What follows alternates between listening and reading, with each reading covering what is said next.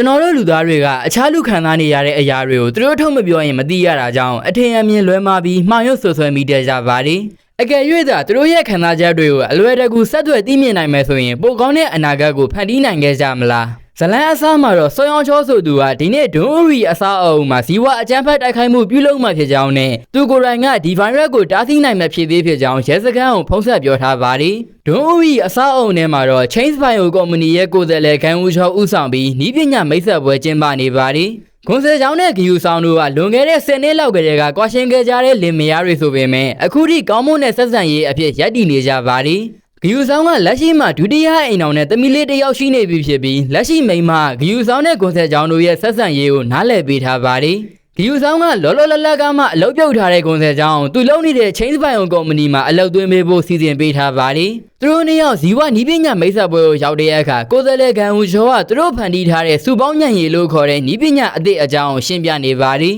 Pfizer Folisaffron လို့ခေါ်တဲ့တက်ရှိမှုတွေကသူတို့အချင်းချင်းသတင်းအချက်အလက်ဖလှယ်ပြီးတော့အစာလန်ကြောင်းစီရောက်အောင်ဆောင်ရွက်တဲ့အရေးအချင်းရှိသလိုတင်ယူမသားနိုင်စွမ်းလည်းရှိကြပါတယ်။ဂန်ဦးချောတို့ကအဲ့ဒီမိုတွေကိုအခြေခံမိညံပြီး organic တပိုင်းလျက်ကူပစ္စည်းတွေကိုအောင်မြင်စွာထုတ်လုပ်နိုင်ခဲ့ကြပါတယ်။ User ကဒီလိုမျိုးအောင်မြင်နေတဲ့ကုမ္ပဏီကြီးမှာကွန်ဆယ်ချောင်းကိုအလုပ်ရစေဖို့အတွက်သူမအကြောင်းတွေကိုတောင်းရှိသူတွေစီပြောပြခဲ့ပါတယ်။အဲဒါကြောင့်ကုမ္ပဏီဘက်ကနေကွန်ဆယ်ချောင်းကိုနီးပညာမိတ်ဆက်ပွဲစီဖိတ်ခဲ့တာဖြစ်ပြီးကွန်ဆယ်ချောင်းကတော့ဖိတ်စာပေါ်မှာရေးထားတဲ့မပြည့်စုံတဲ့ဆက်သွယ်ပြောဆိုခြင်းကနေဖြစ်ပေါ်လာတဲ့ဖြစ်ရဆိုများဆိုတဲ့စာသားရဲ့အတိတ်ပဲကိုသိကျင်နေပါတယ်။ဂန်ဦးချောတို့ဖန်တီးလိုက်တဲ့လျှက်ကူးပစ္စည်းကပျက်စီးနေတဲ့အာယုံကြောတွေကိုအချက်အလက်တည်ယူပို့ဆောင်မှုအတွက်ကူညီပေးပါတယ်။နောက်ချေတောင်မလှုပ်ရှားနိုင်တော့တဲ့ကြွက်တက်ကောင်ရဲ့တန်ရာတွေကိုလျှက်ကူးပစ္စည်းထိုးသွင်းလိုက်တဲ့အခါခဏအတွင်းမှာလမ်းမြတ်ရှောင်နိုင်သွားတာကိုမြင်ရပါတယ်။ဒီနည်းပညာကိုသာလူသားတွေရဲ့အုံနောက်မှာအသုံးပြုနိုင်မယ်ဆိုရင်လူသားတွေဟာတယောက်နဲ့တယောက်သတင်းအချက်အလက်တွေပေးပို့နိုင်တော့မှာဖြစ်ပါတယ်။အဲ့လိုသာဆိုရင်လူပုံအလယ်မှာမကောင်းတဲ့အတူတွေတွေးလို့မဖြစ်တဲ့လောကကြီးဖြစ်လာနိုင်တယ်ဆိုပြီးဂန်ဦးချောကပြောတော့သူ့ကိုအဝေးကနေစောင့်ကြည့်နေတဲ့စောအောင်ချောကရဲမိနေပါတယ်။ခွင်းစောကဒေါ်ဦးရီအစားအောင် security ဖြစ်ပြီးကွန်ပျူတာရှေ့အမြဲထိုင်နေရတဲ့သူ့အမအလုံနားရလေးမှာသူနဲ့လာတွေ့ပါတယ်။ညွှန်စောရဲ့အမအောက်ပိုင်းမတန်တဲ့သူဖြစ်ပြီးအမြဲတမ်းလှုပ်နေရတာမို့ပျော်ပွဲစားခမ်းမင်းလေးသွားခြင်းနေပါတယ်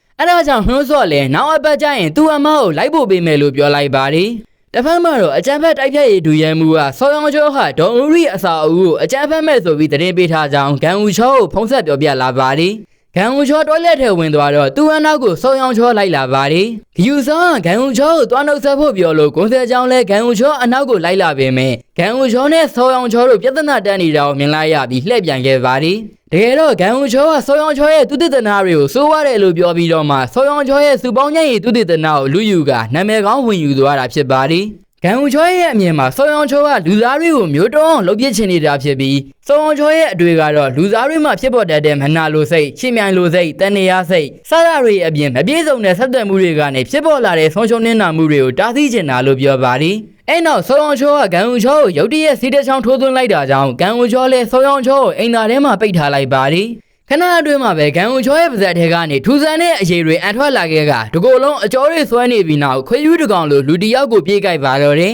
ခဏကြာအကြမ်းဖက်တိုက်ဖြတ်ရေးအဖွဲ့တွေရောက်လာခဲ့ပေမဲ့ကူးစက်ခံရတဲ့ထူဆန်းတဲ့ခွေယူးလို့လူတွေပိုများလာတာကိုတွေ့ရပါတယ်။ဂယူဆောင်တို့ကဆိုင်တစ်ဆိုင်မှာမနှက်ဆက်ဝင်စားနေကြပြီးသူမိန်းမနဲ့သမီးတို့နဲ့လည်းဗီဒီယိုကောပြောခဲ့ပါတယ်။ဂယူဆောင်မကြခင်ကယ်လီဖိုးနီးယားတက္ကသိုလ်တစ်ခုမှာအလုပ်သွားလုပ်တော့မှဖြစ်ပြီးအဲ့ဒီမှာပဲနေတော့မှဖြစ်လို့သူမသွားခင်ဂွန်ဆယ်ချောင်းအလုပ်ကောင်းတစ်ခုရအောင်စီစဉ်ပေးနေတာဖြစ်ပါတယ်။ဂွန်ဆယ်ချောင်းကသူနဲ့ဘာလို့လမ်းခွဲခဲ့တာလဲမေးတော့ဂယူဆောင်ဟာကိုမန်နဲ့ထင်းဘာလို့မှဂယူမဆိုင်ပဲတသွထိုးလောက်တဲ့ဂွန်ဆယ်ချောင်းရဲ့အကျဉ်းစရိုက်ကိုသဘောကျခဲ့ပေမဲ့နောက်ပိုင်းမှာအဲ့ဒီအကျဉ်းစရိုက်နဲ့လိုက်ရောကြီးတွေမနေနိုင်တော့လို့လမ်းခွဲခဲ့ရတာဖြစ်ကြောင်းပြောပြပါတယ်။စားတော့ဆိုင်တွေကိုဝင်လာတဲ့ကလေးစိုးလေးတွေကလည်းစိုးဝန်းဆိုတဲ့ចောင်းသူလေးကိုအနိုင်ကျင့်နေကြပြီးတစ်ဖက်မှာတော့ထိန်းသိမ်းရေးအဖွဲ့တွေပါရောက်လာတဲ့အထိအခြေအနေဆိုးနေပြီဖြစ်ပါလိမ့်အဲ့အချိန်ခွေယူးလို့လူတွေကအခြားလူတွေကိုလိုက်လံတိုက်ခိုင်းနေတာခွန်ဆယ်ချောင်းတို့တွေမြင်လိုက်ရပြီးဝီချဲနဲ့ဟွန်းစောအမောက်ကိုကူညီပေးနေရပါလိမ့်ဟွန်းစောရောက်လာတော့သူတို့တွေဆိုင်ငန်းတစ်ခုတွေကိုဝင်လိုက်ကြပြီးဒူရဲမှုကိုလည်းခွန်ဆယ်ချောင်းအောင်ကူညီပေးလိုက်ပါလိမ့်ကူးစက်ခံလိုက်ရတဲ့လူတွေကခွေယူးလို့လေးဘက်ထောက်ပြီးပြေးနေကြကလူတွေကိုအဓိကထားတိုက်ခိုင်းနေတာဖြစ်ပြီးကြော်ညာဆိုင်မုတ်တွေကလူပုံတွေကိုလည်းတိုက်ခိုက်ပါလိမ့်ကူးစက်ခံရသူတွေခွန်ဆယ်ချောင်းတို့အခန်းထဲကိုဝင်ဖို့ကြိုးစားနေကြတာမို့ဒူရဲမှုလည်းကြောက်ဝါလန့်အားနဲ့မိခလုတ်ကိုဝင်တိုက်မိသွားပါလိမ့်မိပြတ်သွားလို့အထက်ရလူတွေကိုမမြင်ရတော့တဲ့အခါကူးစက်ခံရသူတွေငြိမ်ကျသွားခဲ့ပြီးမှန်ထဲကနေတစ်ဖက်အခန်းထဲမှာရှိတဲ့လူတွေကိုမြင်သွားတော့အဲ့ဒီဘက်ကိုရှောက်သွားကြပါလိမ့် မှန်တကားကြောင့်အထက်မဝင်နိုင်ပဲဖြစ်နေကြတော့မှရုတ်တရက်ခေါင်းတွေမောလိုက်ပြီးအော်ဟင်းနေကြတာကြောင့်ခွန်ဆယ်ချောင်းတို့လည်းလန့်သွားကြပါသည်အဲ့တော့ကူးစက်ခံရသူတွေကမှန်တကားကိုအတင်းဝင်တိုက်လာကြတာကြောင့်အထက်ကလူတွေကြောက်လန့်နေကြတဲ့အချိန်တစ်ဖက်နိုင်ငံဘက်ကနေမိပိတ်လိုက်ဖို့ပြောနေတဲ့ခွန်ဆယ်ချောင်းရဲ့အချက်ပြမှုကိုစုံဝန်းမြင်လိုက်ရတော့မိပိတ်လိုက်တဲ့အခါကူးစက်ခံရသူတွေငြိမ်သွားပါသည်ဘာတွေဖြစ်နေမှနားမလဲတဲ့လူတွေကိုဒါဟာဇီဝအကြမ်းဖက်မှုဖြစ်ကြောင်းဒူရဲမှုကရှင်းပြနေတဲ့အချိန်ကူးစက်ခံရသူတွေကကျောင်းသူလေးတွေရှိနေတဲ့ဆိုင်ငန်းနဲ့ရန်ဆိုင်မုတ်ထဲကလူပုံတွေကိုတိုက်ခိုက်ကြပါသည်အဲ့ဒီတိုက်ခိုက်မှုကြောင့်မှန်မကွဲခင်ခွန်ဆယ်ချောင်းကလူပုံတဲ့ကြီးညာစတန်ဘုတ်တွေနဲ့ကူးစက်ခံရသူတွေကိုမျှခေါ်မယ်လို့ပြောတော့နှုတ်ဆော့အမသူ့ဝီချဲကိုတုံးလို့ရတယ်လို့ပြောပါသည်ဒူရဲမှုကတော့ဒုက္ခရောက်နေတဲ့သူတွေကိုမကယ်ခြင်းပဲကယ်ဆယ်ရေးလာတဲ့အထိပဲစောင့်နေခြင်းပါသည်ခွန်ဆယ်ချောင်းတို့တွေဝီချဲမှာကြီးညာစတန်ဘုတ်တွေတက်ကကူးစက်သူတွေကိုမျှခေါ်သွားပြီးနောက်တစ်ဖက်အခန်းကလူတွေကိုသူတို့စီလာခဲ့ဖို့ခေါ်လိုက်ပါသည်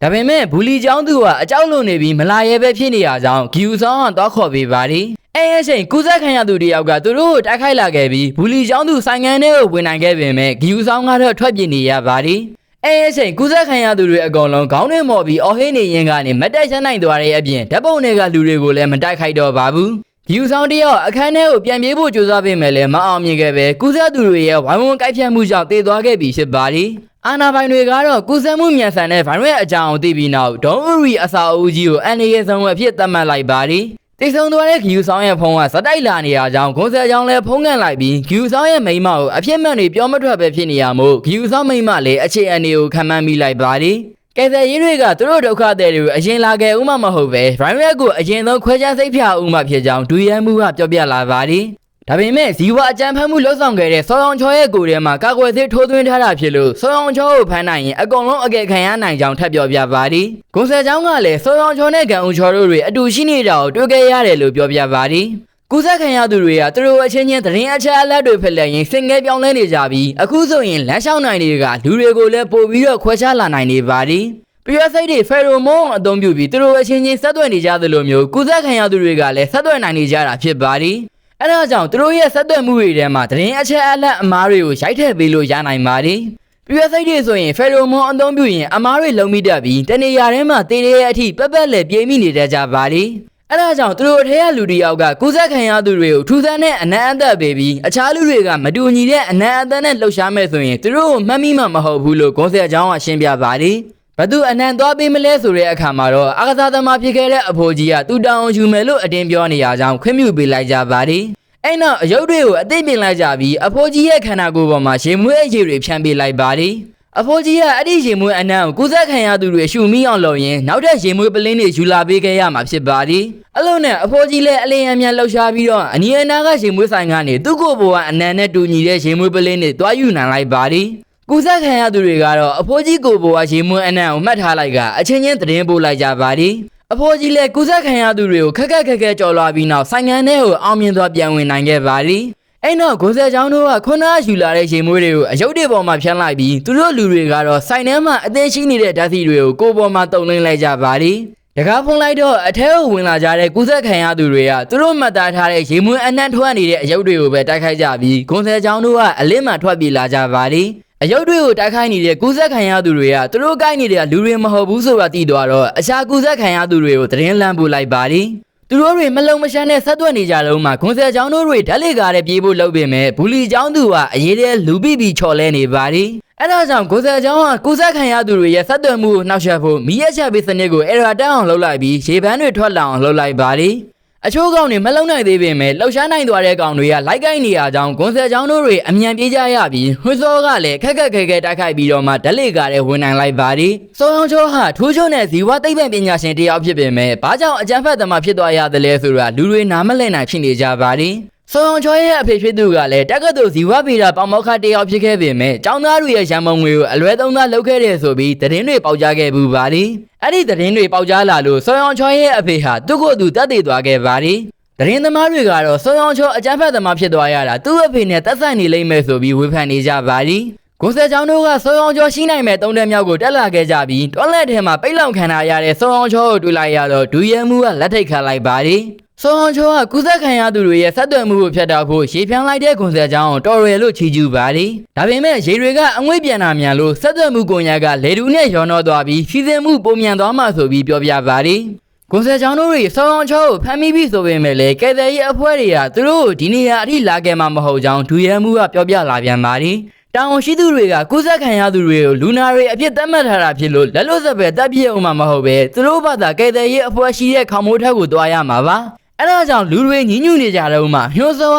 ခေါမိုးထက်ကိုတွားလို့ရမယ်နီလန်ရှိတယ်လို့ပြောပြလာပါတယ်တေဆုံသွားတဲ့ဂယူဆောင်ရဲ့မိန်းမစောဟီကလည်းဇီဝနီးပညာရှင်တယောက်ဖြစ်ပြီးအခုတာဝန်ကျရနေရစီသွားနေပါတယ်အဲ့ဒီမှာအထူးရဲတပ်ဖွဲ့နဲ့အတူဆောင်းရောင်ချောအုံမြူခဲ့တဲ့တခွဲကန်းကိုဝင်ရောက်စီးနင်းကြမှာဖြစ်ပါတယ်တစ်ဖက်မှာတော့ခွန်ဆယ်ချောင်းတို့ကလုံခြုံရေးဝန်ထမ်းတွေပဲတည်ရဲ့ဓာတ်လေကားကိုအသုံးပြုပြီးခေါမိုးထက်စီသွားနေကြပါတယ်ဓာတ်လေကားတဲ့ရောက်တဲ့အချိန်ဆောင်းရောင်ချောကအဖိုးကြီးကိုကူးစက်ခံရသူတွေစီကနေရှောင်ရှားလိုက်တဲ့အကွက်ကမိုက်တယ်လို့ချီးကျူးနေပါတယ်ကိုတန်းမြောက်ကိုရောက်တဲ့အချိန်မှာပဲဆောင်းအောင်ချောကဓာတ်လေကားကိုဖွင့်လိုက်တာကြောင့်ကူးစက်ခံရသူတွေအပြုံလိုက်ဝင်လာခဲ့ပြီးဆောင်းအောင်ချောလက်ထွက်ပြေးသွားပါတယ်။ကူးစက်ခံရသူတွေရဲ့တိုက်ခိုက်ချက်ကြောင့်ဘူလီကျောင်းသားနဲ့အာကစားသမားအဖိုးကြီးတို့တွေအကိုက်ခံလိုက်ရပါတယ်။ညှိုးစောတို့တွေလည်းကူးစက်ခံရသူတွေကိုအပြန်အမြန်ထုတ်ပြီးဓာတ်လေကားကိုပြန်ပိတ်နိုင်လိုက်ပေမဲ့ကူးစက်ခံရသူတွေကဆောင်းအောင်ချောကိုမတိုက်ခိုက်ကြတာကိုမြင်ခဲ့ရပါတယ်။အဲဒါကြောင့်ဒူရန်မူကဗိုင်းရပ်စ်ကာကွယ်သေးဖြစ်တဲ့ဆောင်းရောင်ချောပါမှာသူတို့တွေအကဲခံရမှလို့ပြောတော့ညှိုးစောလည်းစိတ်လီသွားပါတယ်အထက်30ကိုရောက်တဲ့အချိန်ကူးစက်ခံရသူတွေကညှိုးစောသူ့အမောက်ကိုကြောပိုးထားသလိုမျိုးပူကက်နေကြတာကိုမြင်လိုက်ရပါတယ်အဲနောက်ထွက်ပြေးသွားတဲ့ဆောင်းရောင်ချောကိုခြေရခံမှုအတွက် CCTV တွေကြည့်လို့ရမယ့်မြေရောက်နဲ့လော်အားထင်းချုပ်ခံတီသွားကြပါတယ်တစ်ဖက်ကဆောင်းရောင်ချောရဲ့တခွဲကမ်းဘက်မှာလည်းစောအီတို့ကမျက်စံအဖြူပြောင်းနေပြီးကြောက်ရွံ့တစ်ခုလိုရက်တက်နေကြတဲ့မြောက်တွေအများကြီးကိုတွေ့လိုက်ရပါတယ်လောင်အိမ်နံပါတ်1ကတော့ကွဲနေခဲ့ပြီးအဲအချိန်မြောက်တကောင်ကစတင်တိုက်ခိုက်လာခဲ့ကခုနကမှကြောက်ရွံ့ဖြစ်နေခဲ့တဲ့မြောက်တွေလည်းရုံရင်စံခန့်နဲ့လောင်အိမ်ကိုဖောက်ထွက်လာကြပါသည်မြောက်တွေနဲ့အထူးရဲတပ်ဖွဲ့တွေတိုက်ပွဲဖြစ်ပွားနေကြပြီးစောဟီကိုလည်းမြောက်တကောင်ကလာတိုက်ခိုက်ပါသည်အဲ့ဒီမြောက်ပြစ်သက်ခံလိုက်ရတော့အခြားမြောက်တွေအကုန်လုံးထူးဆန်းသောရက်တန်သွားခဲ့ကြပြီးစောဟီကနေရန်ကသူသစ်သနာမှတ်တမ်းကိုတွေ့လိုက်ရပါသည်အဲ့ဒီမှာမြောက်တွေအကုန်လုံးနံပါတ်1မြောက်တကောင်နဲ့ချိတ်ဆက်ထားတဲ့ပုံစံမြင်တွေ့ရပြီးပြစ်သက်ခံလိုက်ရတဲ့မြောက်ရက်ကိုပေါ်မှာနံပါတ်1အမှန်အသားရှိနေပါသည်ကိုဆယ်ချောင်းတို့တွေမြေအောင်နဲ့လော်ကိုရောက်တော့ထူးဆန်းတဲ့ပုံစံနဲ့ပူကက်နေကြတဲ့ကူးစက်ခံရသူတွေကိုတွေ့ရပါသည်ထင်းချုပ်ခန်းထဲကိုသွားနေကြတော့ဘူလီကျောင်းသူကဘူးကွန်တက်နေမိသွားတာကြောင့်စုံကအမြန်ပုံခံလိုက်ရပါသည်ဒါတော့ကူးစက်ခံရသူကကားအောက်ခြေကိုလှမ်းစစ်စေးနေရကြောင်းဘူလီကျောင်းသူတွေခြေထောက်ဖွက်ထားလိုက်တာမို့အဆင်ပြေသွားပါသည်ထင်းချုပ်ခန်းထဲကိုရောက်တဲ့အခါမှာခုနကဆောင်းရောင်ချောဟာအိမ်သာထဲမှာပိတ်လုံခံထားရတာတောင်သူတို့ရဲ့လှုပ်ရှားမှုတွေကိုသိနေခဲ့တဲ့အကြောင်းခွန်ဆယ်ချောင်းစဉ်းစားမိသွားပါသည်အဲဒါကြောင့်ဆောင်းရောင်ချောဟာကူးစက်ခံရသူတွေနဲ့ဆက်သွယ်နိုင်နေရဆိုတာသိကြနေပါသည်